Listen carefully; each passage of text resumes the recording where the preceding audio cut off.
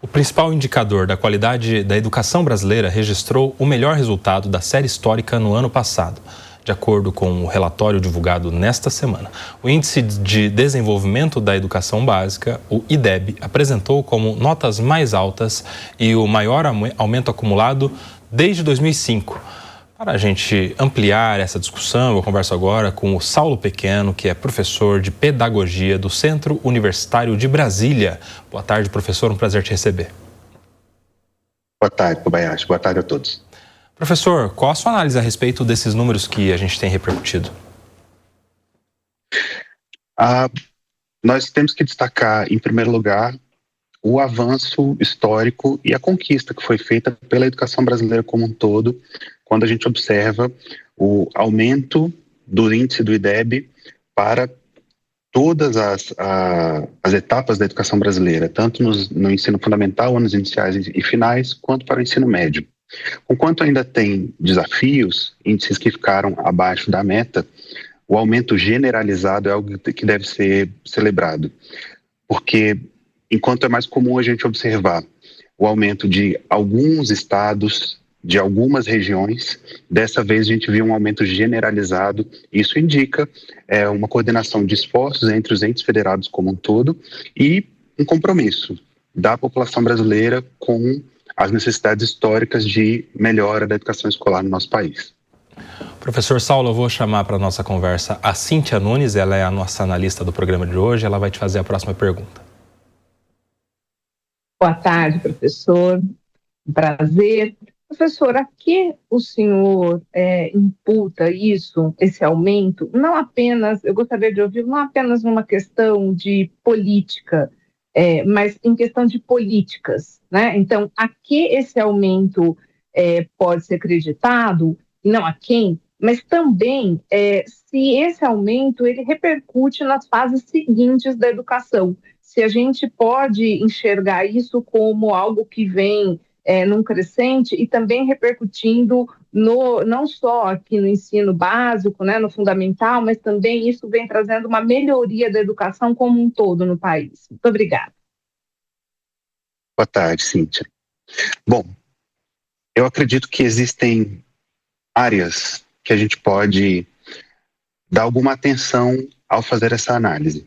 Por exemplo, uma das primeiras áreas que eu gostaria de destacar é a área da estrutura, em que nós estamos caminhando para universalização do ensino médio, investimentos em escolas para ter sua infraestrutura adequada, o reforço da importância da merenda escolar e a utilização adequada de investimentos federais, municipais e estaduais.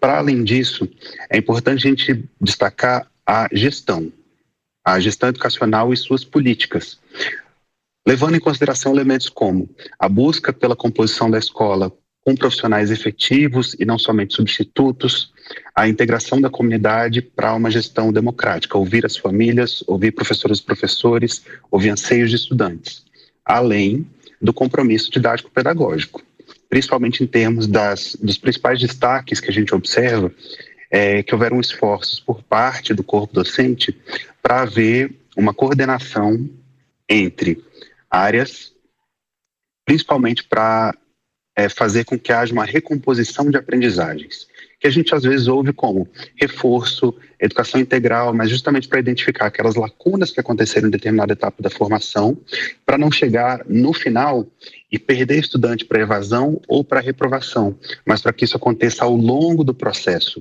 para que a aprendizagem seja garantida. Então, tudo isso, na verdade, é uma coordenação de esforços, não basta somente um desses elementos para que eles aconteçam. Tudo isso entendido como um direcionamento político, mas também técnico que acontece nas escolas, é o principal que a gente tem que ver. Todos esses elementos atuando de maneira coordenada. Então, quando a gente vê apenas uma dessas etapas acontecendo, nós vemos que há um pouco mais de inconsistência. E aí, Cíntia, pegando exatamente para o que você falou, nós vemos um esforço para a recomposição da educação no sentido da alfabetização. Inclusive, pactos, compromissos em todos os entes federados para a alfabetização, o que teve impacto nos anos iniciais, que foi onde teve um avanço mais consistente e, no geral, conseguimos atingir a meta. A grande preocupação é fazer com que essas estudantes que já estão dentro da expectativa de ensino e da meta, para que isso não se perca nos anos finais do ensino fundamental ou no ensino médio, onde ainda não conseguimos alcançar e bater a meta como era o esperado. Então, a atenção para que haja um avanço consistente entre as etapas é um item de atenção muito forte para aplicar esses mesmos elementos que foram observados com sucesso nos anos iniciais do ensino fundamental para as outras etapas da educação. Professor Saulo, eu gostaria de perguntar para você a respeito da sua análise da situação dos professores, hoje os professores pelo Brasil. Como você vê a formação desses professores, o investimento em pesquisa para mestrado, doutorado, capacitação, formação de novos professores,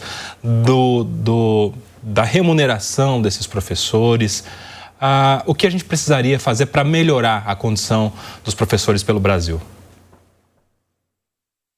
Kobayashi, eu vou começar destacando aqui a formação e a forma de ingresso para a rede pública. Afinal, praticamente 80% das matrículas da educação básica no país estão na rede pública. Então, é um ingresso que acontece por uma necessidade de qualificação, porque é um ingresso via concurso público, mas observo que em muitas unidades ainda existe uma parcela muito grande de profissionais que estão no regime de substituto, em que é exigida a mesma formação, mas o vínculo institucional, a relação com a comunidade é diferente por causa do caráter transitório desses profissionais. Isso também faz com que os incentivos que acontecem para quem está dentro da carreira, como a formação continuada, a pós-graduação, a especialização, o mestrado e até mesmo o eventual doutorado, não sejam interessantes porque não vai dar nem tempo para um profissional que tem esse perfil consiga chegar lá. Então, acho que esse é um ponto de atenção importante para ser levado em consideração, a forma de composição e investimento em profissionais, que é recompor números ou porcentagens adequadas de profissionais que estão efetivamente na carreira. Uma outra coisa importante é dar conta das mudanças que acontecem no nosso país, como a necessidade de especialização em temas como educação especial inclusiva, novos desafios que acontecem em termos de desafios regionais para integrar os elementos que as famílias pedem, que a comunidade pede, uma gestão democrática para a educação. E nesse sentido, também fazer com que o piso de remuneração e a valorização dos profissionais também seja vista, não só pelas possibilidades de formação e de engrandecimento do currículo de profissionais, mas também a remuneração, para que tenha uma forma adequada de investir o seu tempo e a qualidade desse tempo na atividade dedicada, que é tão importante para nós, que é a educação das nossas novas gerações. Mais uma pergunta da Cíntia Nunes. Professor, eu tenho a alegria de ser filha de professores, neta de professores, todos da rede pública a vida toda. Então, esse tema é muito sensível assim, para mim. Eu estudei na rede pública, numa época em que o ensino na rede pública ele era colocado como excelência.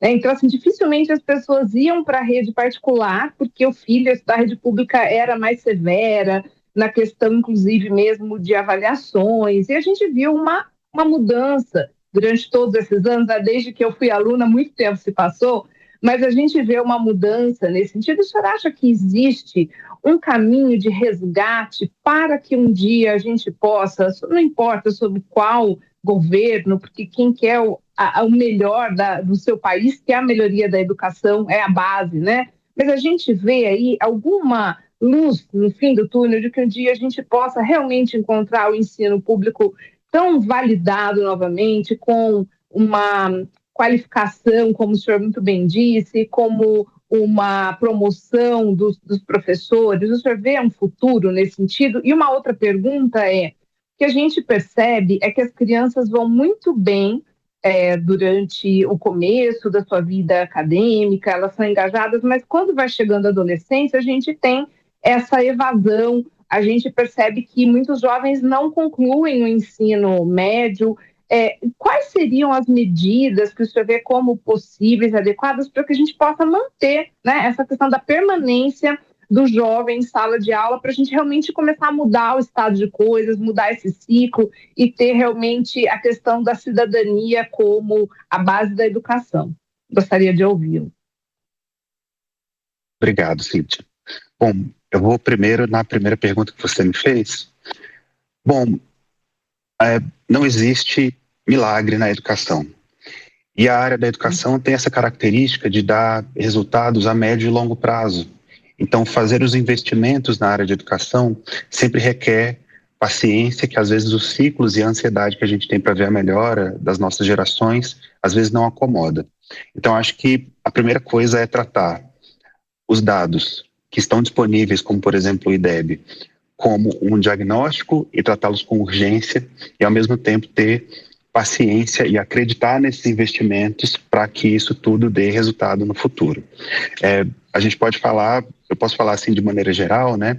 Mas especificamente eu digo que constantemente os fóruns de educação, os movimentos de educação estão levando a partir de uma postura técnica, profissional, demanda para todos os entes federados. E acreditar isso como uma plataforma para as novas gerações é importantíssimo para que haja um investimento, uma forma duradoura disso acontecer. Então eu vou conectar as duas perguntas que você me fez falando de um caso, por exemplo. Entre profissionais da educação sempre foi consenso que não somente as etapas do ensino fundamental fossem consideradas como uma educação obrigatória, como parte de toda a educação básica no país. Só que durante muito tempo foi tido como obrigatório apenas a educação para o ensino fundamental. Veja que o ensino médio ele foi considerado obrigatório na nossa legislação a partir de 2009, sendo que é uma demanda muito mais antiga da classe profissional que isso tivesse sido reconhecido como obrigatório há muito mais tempo. E, bom, existe um período de transição, porque isso implica uma infraestrutura muito grande, e a obrigatoriedade para que isso aconteça foi estabelecida até 2016. Nesse meio tempo, nós temos também o impacto da pandemia e tudo que ela gerou, de maneira que nós ainda estamos caminhando para a universalização do ensino médio. Então, vejam como apostar nisso é o que requer maturidade, porque é muito investimento, infraestrutura, confiar naquilo que é feito, mas também ouvir profissionais da educação que estão em contato com as comunidades para tentar dar uma característica especializada e bem informada a partir das suas formações em nível superior e até de pós-graduação, para que essas apostas valham a pena. Então, é tratar todas as crianças, todas as gerações com urgência, mas não deixar com que os investimentos e as propostas que foram, porventura, iniciadas percam fôlego por conta de outros interesses que acontecem nesse meio tempo. E aí, falando já sobre a forma com que começa a educação muito forte para as primeiras gerações e vai perdendo tração ao longo do tempo, acho que algumas coisas a gente tem que comentar. Primeiro, no sentido da formação de uma cultura nacional ao redor da educação. Se anteriormente era considerada obrigatória o ensino fundamental, somente a educação básica, muitas vezes isso mandava uma mensagem para as famílias de que, concluindo o ensino fundamental, estava bom. E quando a gente estabelece a obrigatoriedade do ensino médio, isso manda uma nova mensagem, que para concluir a formação, a educação básica como um todo, é preciso de um pouco mais de tempo, o ensino médio. Isso cria também a necessidade de aproximar das famílias e comunidades para que isso fique bem explícito, para que as urgências que acontecem na vida das famílias, como a necessidade de complementação de renda, por exemplo, não fiquem no caminho de completar a formação.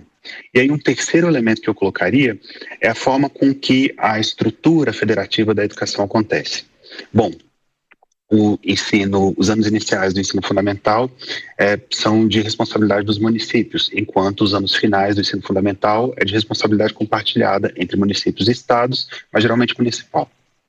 Quando o ensino médio não é obrigatório, e esse de responsabilidade estadual, o número de escolas é reduzida, mas isso não por um defeito, mas é por uma característica que se arrasta há muitas décadas. E aí, quando o estudante quer chegar ao ensino médio, o número de escolas é reduzido, está mais distante e acabam se criando empecilhos que atravessam a vida, como, por exemplo, chegar até a escola, e que vão afastando e dificultando também a permanência. De maneira que, se nós caminharmos para a universalização do ensino médio, por exemplo, isso pode fazer esses elementos, como ter uma escola mais próxima de casa, por conta da demanda demográfica de uma determinada região, façam com que seja mais atrativo e com menos empecilhos para que as gerações que chegam mais longe na educação formal possam concluir também, tanto quanto lá no comecinho, até o final da educação básica, concluindo o ensino médio. Isso é o que a gente espera. Tá aí, conversamos com Saulo Pequeno, professor de Pedagogia do Centro Universitário de Brasília. Professor Saulo, muito obrigado pela sua participação, sempre um prazer te receber aqui na Jovem Pan. Obrigado. Até a próxima.